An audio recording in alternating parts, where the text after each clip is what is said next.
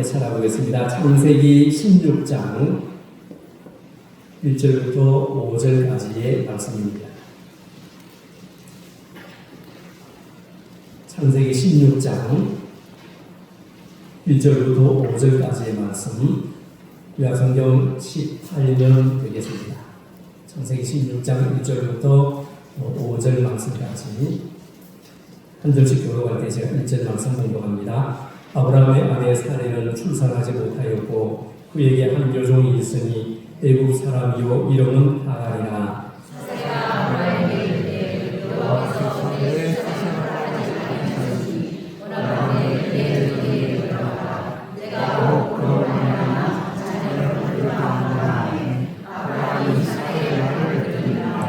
아브라함의 아내 사레가 그 여종 애굽 사람 하갈을 데려다가 그 남편 아브라함에게 첩으로 준 때는 아브라함이 가나안 땅에 거주한 지 10년 후였더라.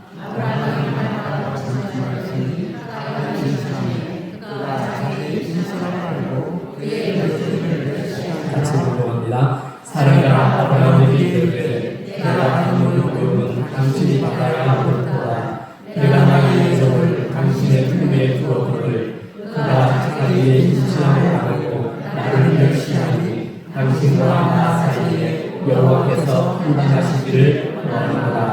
아멘. 오늘 오후 예배 함께 예배드리게 돼서 반갑습니다. 주님은혜 함께 하시길 바랍니다. 여기 5절에 보니까 말이죠. 당신과 나 사이에 그럽니다. 당신과 나 사이. 우리 익숙한 말 아니에요. 당신과 나 사이에. 예.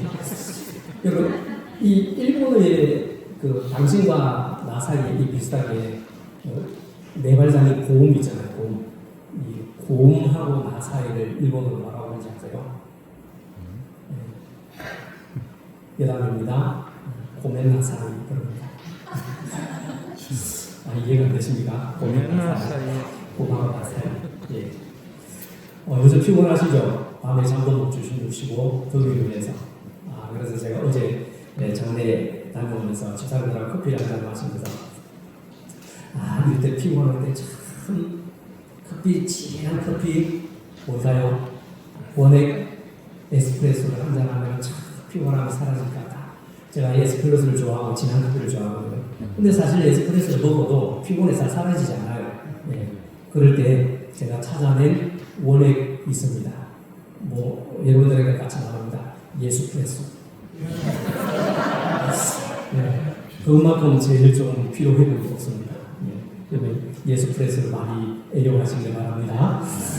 이해 못하시면 사전을 찾아보시면 됩니다. 예. 여러분 GPS와 내비게이션 아시죠? GPS 내비게이션 안에 GPS가 매장되어 있죠. GPS는 말 그대로 지가 피해서 가고 내비게이션은 내비를 제가 알아서 찾아가고 그게 바로 내비게이션입니다. 여러분 운전하시면서 이 내비게이션 사용해 보셨죠? 옛날에는 여행을 가더라도 지도책 내놓고 좌표 찾아가면서 지도책 펴놓고 그랬는데 요즘에는 낯선 곳을 가더라도 걱정할 필요가 있다 없다. 누구 말만 잘 들으면 될까요? 내비게이션 말만 잘 들으면 됩니다. 그래서 우리가 목적지를 딱 입력하면 이제 목적지는 손으로 뚝뚝뚝 안 쳐도 되죠. 말로 딱 하면 다 말로 찾아주고 그러잖아요. 그래서 딱 목적지를 음성이든 글씨든 입력하면 내비게이션이 제일 빠르고 고든 길로 안내해 줄 거라고 우리는 기대하잖아요. 자, 그래서 딱 입력하고 이제 슝 하고 도착하겠네 하고 안심을 합니다. 그런데 막상 가다 보면요 어때요? 갑자기 통로를 재탐색합니다. 힘들죠. 제가 한 15년 전인가요? 근데 양평 장례식장에 서울에서 이렇게 내비게이션을 키고 그때는 장례식장에 오기가 수월하지 않아가지고 장례식장 어디 있는지 모르고 양평 장례식장 오는데 내비게이션을 켰어요. 잘 찾아와서 그런데 갈 때가 문제였어요. 교인들을 모시고 차에 모시고 가는데 서울에서 양평 장례식장 와가지고 갈 때는 어디까지 가면 수원까지 갔어요. 제가 좀 길치거든요. 내비게이션도 잘 모를 때가 있어요. 길치가지고 사거리쯤 되면 제가 여기서 어디 가야 되냐고. 대한민국 한몇 군데 가면 서울 올 때마다 길치는데 혼자서 운전하고 내비게이션 보는데 말이죠. 용인으로 해서 정말 심각하고 수고를 해가지고 군자로 빠지고 있었어요. 교인 내리기에는 참 감사한 게 항상 왜 오래 걸려요. 그러더라고요. 맞잖아요. 뭐 양평에서 뭐 서울까지 얼마 걸리고 한 40분, 30 아니면 빨리 가고 40분, 뭐 늦어도 1시간을 갔는데 1시간 이상 걸리고 왜 이리 오래 걸리냐고 제가 내비게이션이 이상하게 인도를 해요. 지가 내비게이션 볼 줄 몰라 하면서 그 핀대를 안 하고 내비게이션 이상하게 인도를 해야 그래가지고 당황했던 적이 있는데 막상 가다 보면은 아는 길은 아는 대로 가면 되는데 또 안내를 한다고 또 집에서는 아내 말을 잘 들어야 되고 밖에서는 차에서는 아가씨 말을 잘 들어야 된다 그래가지고 말을 하다 보니 다른 데로 가요. 그래서 딴 길로 새기도 하고 계획했던 고든 길이 아니라 구불구불하고 목적지는 온데간 되었고 꼬불꼬불한 길을 돌아서 겨우 이렇게 집에 도착할 때가 있습니다. 사실 내비게이션으로 그러냐 우리의 삶도 마찬가지예요. 우리의 삶도 내비게이션이 안내하는 길처럼 생각했던 것과는 많이 다를 때가 있습니다. 분명히 쭉 뻗은 길인 줄 알았는데 갑자기 예상치 못한 구불 길이 나오기도 하고요. 구불구불한 길도 나오기도 합니다. 마찬가지로 우리가 살아가는 삶은요 참 쉽지 않습니다. 가는 길이 직선이라면 참 좋을 텐데 어디 직선만 있습니까? 인생은요 절대로 직선이 아니에요. 살다 보면 예기치 못한 일을 겪을 때가 많습니다. 장애물을 만날 때도 있습니다. 실수를 하기도 합니다. 넘어지기도 합니다. 그리고 또 시험에 들 때도 있습니다. 여러분 실수하지 않고 살아갈 수는 없지만은 실수가 잦으면 인생을 무너뜨립니다. 우리가요 신앙생활을 하다 보면 다양한 시험이 찾아올 때가 있어요. 믿음의 길에는 시험이 있습니다. 아이고 내가 예수 믿고 하나님 잘 믿는데 시험이 없을 거라고 생각하면 오산입니다. 시험에서 넘어지면 실수가 됩니다. 그러나 이 실수가 잦으면요 우리 인생이 강팍해지고 우리 인생이 무너지게 됩니다. 물론 우리 하나님은 우리의 실수와 실패를 통해서도 우리를 선한 길로 인도하시는 것은 분명히 믿습니다. 그러나 실수를 저지른 뒤에 지불을 해야 하는 대가는 너무나도 큽니다. 너무나 큽니다. 창세기에 아브라함이 크게 실수한 사건이 기록되어 있죠. 15장 5절에 보면 하나님은 아브라함에게 하늘의 별과 같이 많은 자손을 주겠다고 분명히 약속을 통해서 아브라함과 언약을 맺으셨는데 그런데 세월이 지났지만은 현실은요 하나님이 주신 약속과는 점점 멀어져 갑니다. 결국 아브라함은 잘못된 선택을 하게 되었죠. 여러분 우리 삶에도 여러 가지 시험이 찾아올 때도 있습니다. 그러나 우리는 아브라함의 모습을 보면서 나에게 찾아오는 이 시험을 어떻게 대처하여 승리할 것인지에 우리가 한번 생각을 해보아야 합니다. 누구나 다 시험이 옵니다. 목사에게도 오고요, 우리 성도들에게도 오고 다 옵니다. 그러나 우리에게 다가오는 시험을 내가 어떻게 대처해야 할 것인가 여기에 따라 달라지게 되는 것이죠. 여러분 우리가 문제를 만났을 때는요 객관성을 잃지 말아야 합니다. 같이 해봅시다. 문제를 만났을 때는 객관성을 잃지 말아야 합니다. 객관성을 잃으면요 굉장히 위험합니다. 사라가 출산하지 못한 것은요 아브라함의 문제였습니다. 사람들은 문제를 만나면 문제 자체를 해결하기 위해서 애를 씁니다. 그러다 보면요 시야가 좁아지고 생각이 좁아져서 넓게 보지 못합니다. 그러다가 객관성을 잃어버립니다. 판단력이 무뎌집니다. 분별력이 저하됩니다. 오히려 문제가 악화되고 생각이 고정이 되어서 결국 귀를 닫아버립니다. 아브라함의 마음이요 급해지고 불안감을 느끼고 판단력이 흐려졌습니다. 바로 그때에 가족과 함께 지내던 여종이 대안으로 보였습니다. 그래서 아브라함이 하갈과 동침했더니 하갈이 어떻게 됐죠? 쉽게 임신을 했습니다. 일이 참 수월하게 진행되는 것 같았습니다. 그러자 아브라함은요 그것이 하나님의 뜻이라고 여기며 스스로 오해를 했습니다. 여러분 우리가 하나님의 뜻이 아닌 내 방법으로 문제를 해결하고 했을 때에 모든 것이 일사천리로 진행되면 우리는 그것이 하나님의 뜻이라고 생각할 수 있습니다. 마치 요나가 어디로 가는 배를 탔어요? 네, 다시스로 가는 배로. 마치 이 단어가 있죠. 마치. 하나님의 언약이 분명하고 말씀이 분명한데 아브라함은 그 언약을 기다리지 못하고 마침 아브라함이 하갈을 보니까 그 요정을 통해서 동체 마음으로 임신을 하게 되죠. 이것이 마치 하나님의 뜻인 줄 착각하고 오해를 합니다. 여러분, 그런데 말이죠. 일이 아주 수월하게 진행될 때는요, 안 되는 경우가 있습니다. 그것이 덫이 될 수 있습니다. 어떤 사람은 그러잖아요. 내가 너무 행복하면은 이 행복이 쉽게 사라질까봐 어떻게 합니까? 불안해하는 사람이 있듯이 내가 생각한 대로 일이 일사천리로 막 진행될 때 그걸 우리가 조심해야 됩니다. 문제가 풀리는 것 같지만은 오히려 꼬이고 말 때도 있고 위기를 만날 때도 있고 삶의 흉지를 만날 때도 있습니다. 그럴 때는요, 급하게 서두르는 것이 아니라 결정을 미루게 하는 경우도 많습니다. 여러분, 중대한 문제일수록 거리를 두고 문제에서 빠져나와서 객관적으로 볼 수 있어야 합니다. 조급한 마음으로 문제를 빨리 해결하려고 하다 보면 쉬운 해결 방법을 찾으려고 합니다. 이것이 유혹입니다. 유혹. 아브라함은요, 하나님의 그 언약이 성취될 때까지 힘들어도 하나님께서 사라를 통해서 자녀를 주시겠다고 하는 그 약속을 기다려야만 했습니다. 그런데 1절에 보면은 그에게 한 여종이 있으니라고 기록이 되어 있습니다. 마치 아브라함을 위해서 한 여종이 준비되어 있었던 것처럼 보여집니다. 하나님이 여종을 예비해 놓으신 것이라고 생각할 수 있습니다. 그래서 사라는요, 아브라함에게 여종에게서 자손을 낳자고 말합니다. 여러분, 2절 두 번째로 보세요. 아브라함이 사라의 말을 들으리라. 사라의 말을 들으리라.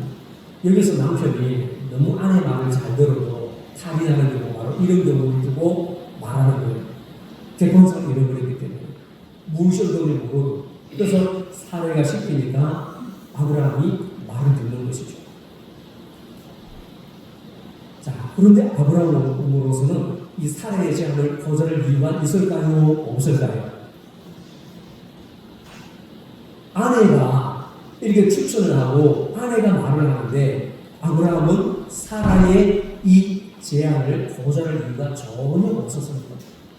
여종을 통해 자손을 낳는 것은 그 당시 고대 근동 지역에서는요, 흔히 볼 수 있는 아주 보편적인 다반사적인 일이었습니다.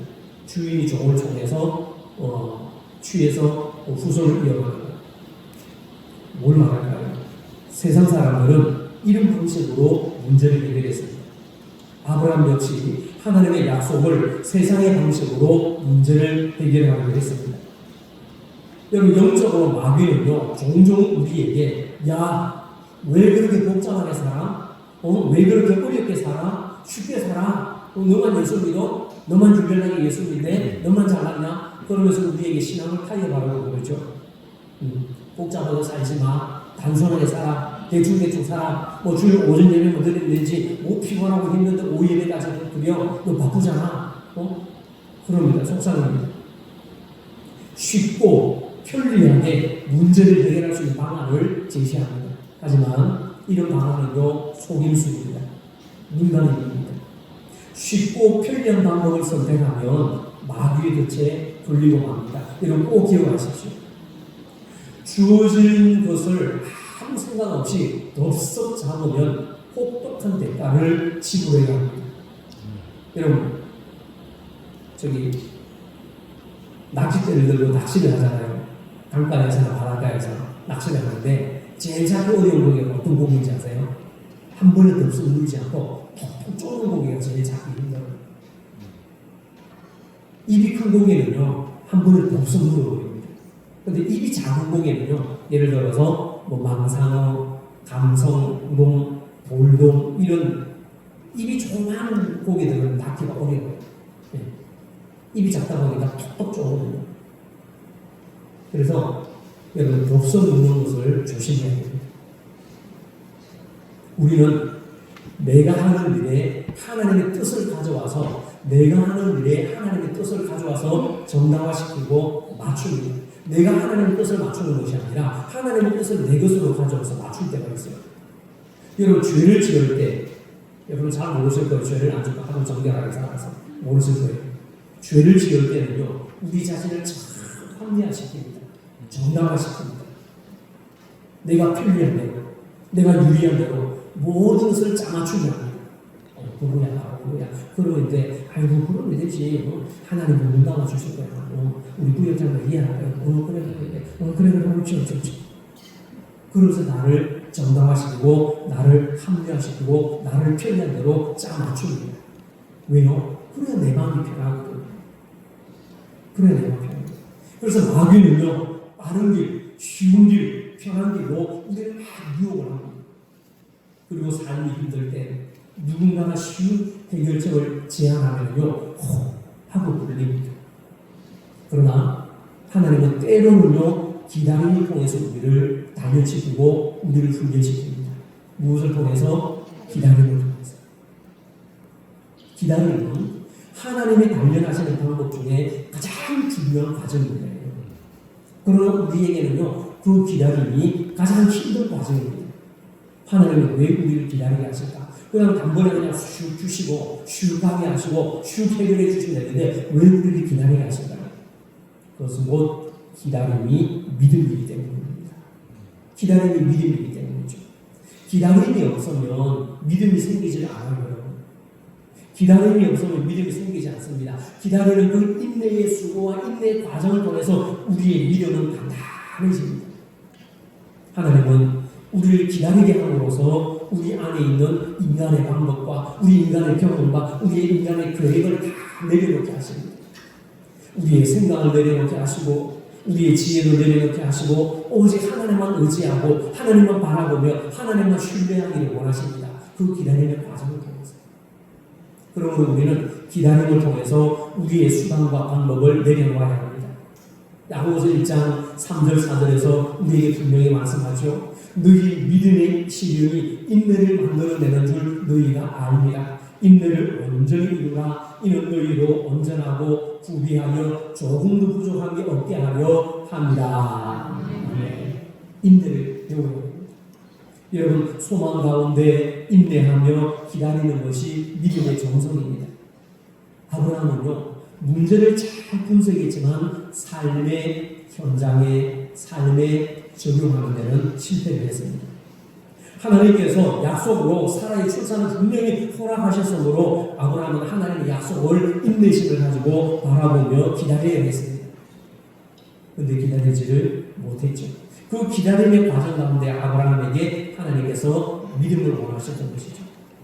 왜 하나님께서 독자 이삭을 마침에 불구하고 사흘 길을 걸어가야 하는 곳에 인도하셨을까요?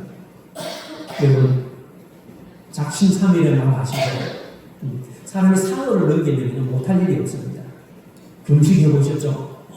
금식은 못하고 금식을 해왔어요. 그런 분도 계시겠지만 야 3일째고 고비입니다. 3일째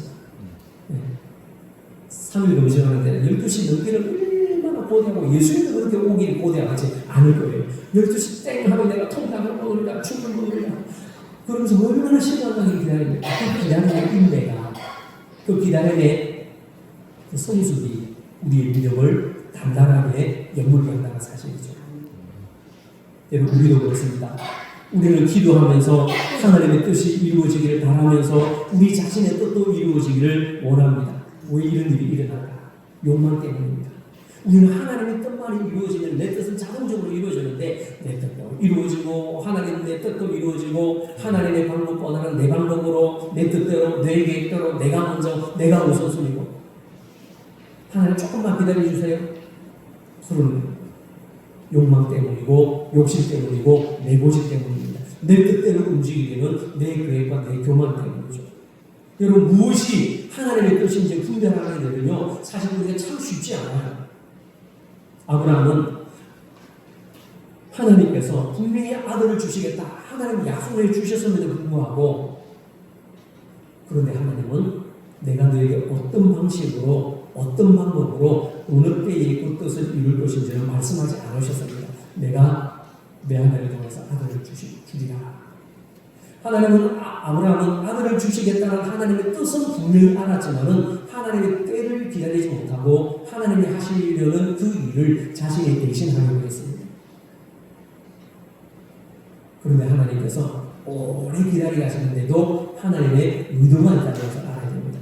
왜 이렇게 기도하고 오래전 기도했는데 하나님 왜 응답을 안 해주실까? 하나님의 계획과 방법이 다 있으신 거죠. 하나님의 숨으신 의도가 있습니다. 기다리는 과정을 통해서 하나님은요 우리의 고집을 끌 것입니다. 무엇을 끌 것입니까? 우리의 고집을 끌 것입니다. 우리의 수단, 우리의 방법, 내 의도를 다 내려놓게 하시고 끌 것입니다. 오직 하나님의 뜻 앞에 굴복하게 하십니다. 우리는 하나님의 때를 임의로 조정할 수는 없어요. 하나님이 딱 정해놓으시면 그 정해진 시간표 안에 하나님께서 진행해 나가시도록 우리는 그 때를 기다려야 됩니다. 우리가 하나님의 시간을 임의로 조정할 수 없어요. 하나님은 미리 계획하신 철저하신 질서의 하나님의 그 운행하시는 시간표에 따라서 일하시는데 우리가 그것을 볼 수도 없고 알 수도 없습니다. 모든 것은 하나님의 주권에 달려 있습니다. 그러면 우리는 하나님을 전적으로 신뢰해야 합니다. 할렐루야. 그래서 미래는요 참 불투명합니다. 미래는요 확실하지 않아요. 오직 하나님만 확실하잖아요. 그리고 사춘기를 다 겪고 오셨죠. 사춘기 때 얼마나 불안합니까? 어른이 되는 과정이기 때문에 불안해요. 그러면서 그 인격이 성숙해져가고 단단해져가고 사회에 진출하는 어른의 성장 방문의 사춘기를 통해서 겪게 되잖아요. 사춘기를 다 지나고 나면은 생각이 깊어집니다. 물론 외관상 목소리 달라지고 신체적 구조의 변화가 달라지는 당연하지만은 이 사고의 깊이가 새로워집니다. 그때 얼마나 고민이 많습니까? 내가 이 다음에 어떤 일을 하지, 뭘 하지, 어디로 가야 되지, 어떤 학교를 지나가야 되지, 얼마나 판단의 기로에서 고민이 많고 불안합니까? 여러분, 우리는요 미래가 불확실한 이 세대를 살아갈지라도 하나님의 뜻만은 분명하다, 확실하다, 분명한 계획이 있으심을 여러분 믿으시기 바랍니다. 우리는 오로지 기다림으로만 하나님을 신뢰해야 합니다. 일평생 하나님의 뜻에 복종하고 하나님의 때를 기다리는 것을 훈련해야 합니다.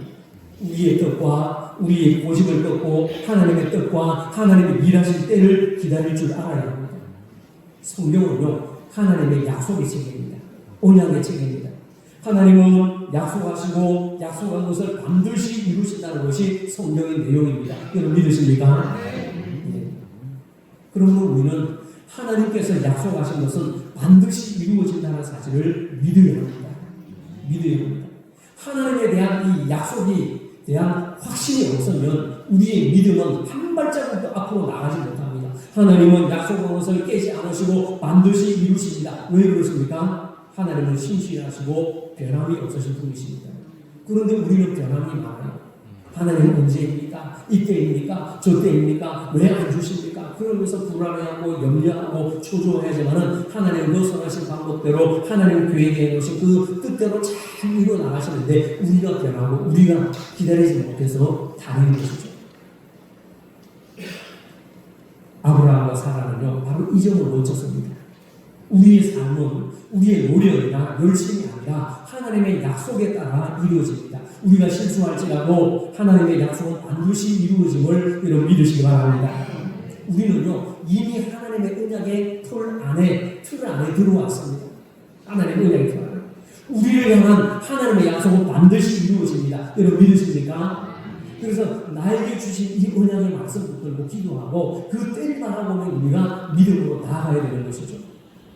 하나님은 아브라함에게 자손을 주시리라고 약속하셨습니다. 그러나 아브라함은 하나님의 약속의 말씀을 희미하게 붙잡았습니다. 희미하게 붙잡았습니다. 말씀의 분명히 딱 말씀의 약속의 사로잡혔는데 상황에 사로잡혔던 것이죠. 관계에 사로잡혔습니다. 쉬운 일에 눈을 넓혔던 것이죠. 여러분 우리도 이렇게 반응할 때가 있습니다. 내가 살아가는 현실이 힘들면 내가 매일 있는 삶이 힘들면요 하나님의 약속의 말씀을 놓칩니다. 그래서 말씀에 반응하기보다는요 상황에 따라 반응합니다. 말씀에 대한 깊은 확신이 없기 때문에 하나님의 언약의 약속을 힘드니까 내려놓는 거예요. 아브라함은 하나님께서 자손을 주시리라는 하나님의 언약을 확신하지 못했기 때문이죠. 왜? 기다리는 너무 힘들었기 때문에. 그래서 흔들릴 수밖에 없었고 그 약속을 은선하게 잡을 수밖에 없었던 것이죠. 여러분, 말씀이 희미해지면 상황에 끌려다닙니다. 같이 봅시다. 말씀에 끌려다닙니다. 상황에 끌려다니면 말씀이 희미해집니다. 말씀이 희미해지면 상황에 끌려다닙니다. 그래서 나중에는요, 자신이 무엇을 위해 존재하는지도 모르게 잊어버리게 됩니다. 하나님의 말씀을 확실하게 붙잡지 않으면 우리는 나에게 밀어닥친 상황에, 반응에 말씀과 상관없는 길로 빠집니다. 그렇게 되면 내가 무엇을 위해 존재하는지 잊어버립니다. 여러분, 상황에 끌려다니지 않으려면 하나님의 이 약속의 말씀을 분명하게 믿고 붙드시기 바랍니다. 기도하시기 바랍니다. 하나님의 약속인지 아닌지를 확인해야 합니다. 하나님의 약속이 분명하고 확실하다면 상황에 전혀 관계없이 느긋하게 기다릴 줄 알아야 합니다. 약속이 분명하면 때가 이르든 늦든 그게 무슨 상관이에요. 약속이 분명하면. 이 약속이 분명하면요, 상황이 늦어도 시간이 걸어져도 우리는 그 약속이 분명하기 때문에 기다릴 줄 알아야 됩니다. 이때 우리 속에 찾아오는 조급한 마음은 불신합니다. 우리는 상황에 휩쓸려서 반응해서는 안 됩니다. 하나님의 언약을 믿으면 별일이 일어나도 흔들리지 않습니다. 염려하지 않습니다. 타락하지 않습니다. 설상 뒤집혀도 요동하지 않습니다. 하나님의 약속이 반드시 이루어지리라고 믿는 믿음이 있기 때문입니다. 여러분, 왜 못되시나니 막 불같은 일이 열정 없고 나는 못해 그래서 못되시는지 모르지만 그럼에도 불구하고 못되시는 절대 어긋난 길로 가지 않습니다. 왜 그럴까요? 그 약속이 있기 때문에 그렇습니다. 아브라함의 몸이 죽은 것 같고 사라의 태가 다친 것 같지만은 하나님은 그 속에서 생명을 창조하셨습니다. 하나님은요, 창조의 주인이십니다. 불가능한 것을 가능하게 하시며 이루지 못할 것이 하나도 없으심을 믿으시기 바랍니다. 약속하신 것은 반드시 이루실 분, 그분이 우리 하나님이심을 여러분 믿으시죠? 그러면 우리는요, 주변 사람들의 조언에 귀 기울이기보다는 하나님의 말씀에 귀를 기울여야 됩니다. 말씀. 우리는요, 가까이 있는 사람의 말을 들을 때 주의해야 합니다. 더구나 문제를 만났을 때는요, 더욱 민감하게 잘 분별해야 합니다. 가까이 있는 사람의 말은 아무런 경계심 없이 그냥 비판 없이 받아들이고 수용해버리는 그런 마음들이 누구에게 있기 때문에 이럴 때 객관성을 잃어버리면 안 됩니다. 그러나 그 말이 도움이 될 때도 있어요. 그러나 도움이 될 때도 있지만 반대로 해가 될 때도 있다는 것을 우리는 알아야 합니다. 그러므로 가까이 있는 내 주변의 사람의 말을 잘 분별해서 들을 것은 듣고 버릴 것은 버릴 줄 알아야 합니다. 말씀을 가지고 있어야 분별력을 가질 수 있습니다. 우리가 하나님의 말씀을 듣는데 열심을 내지 않으면, 하나님의 목소리에 귀를 기울이지 않으면 세상의 소리가 내 귀에 들려오기 마련이에요. 하나님의 말씀에 귀를 기울이지 않으면 세상의 소리가 더 강력하게, 세상의 소리가 더 분명하게, 세상의 소리가 더 확실하게 그것이 답처럼 들릴 때도 있습니다. 우리가요, 세상의 유혹을 이기려면 끊임없이 하나님의 말씀을 인도를 받아야 합니다. 할렐루야. 그래서 내가 매일매일 하나님의 말씀을 읽고 묵상하고 듣고 말씀을 통해 인도를 받으면요, 사람의 제안들을 분별해서 거절할 수가 있습니다.